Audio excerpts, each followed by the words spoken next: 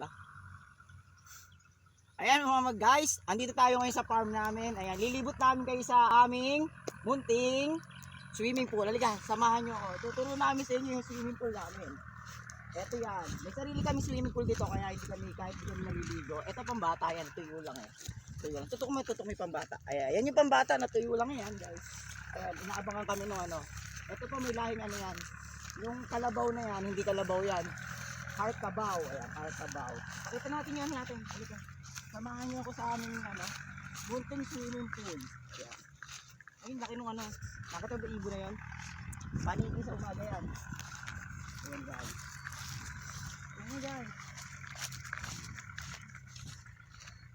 Pakita mo yung ano natin, tubig natin. Yung tubig namin, tingnan mo, may pumupusag-pusag pang isda. Ayan. Dito pag naligo ka dito, tutok mo sa camera. Pag naligo ka dyan guys, makikita mo na yan. Ayan. Pag naligo ka dyan, libre swimming pool ka na dyan. Oh. Ay! Tapos, madulas yan. Yung nasa gilid na yan, chocolate yan. Chocolate. Chocolate yan guys. Ano yung mga nandito? Linta. Oh, akala nyo yung linta, nasa company nyo lang. Meron din dito talaga sila nang galing. Mga ilang feet to?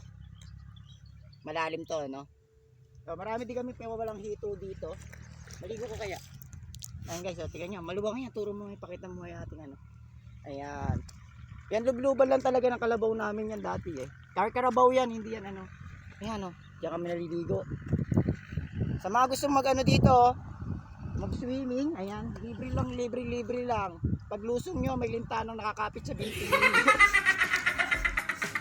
Ayan, tapos, puputi pa kayo dyan. Napakagandang ng ano na yan.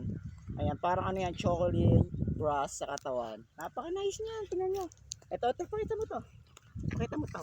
May tayo ba? May tayo ng kalabaw. May tayo ng kalabaw. Yan po yung benefits niyan. Vitamin T. Tayo ng kalabaw guys. Ayan. Ayan mga yan sa gitna na yan. Hindi naman masyadong malalim yan. Mababaw lang. Ano? May mga hito-hito dyan guys. Ayan. Pakita mo ulit ng tayo.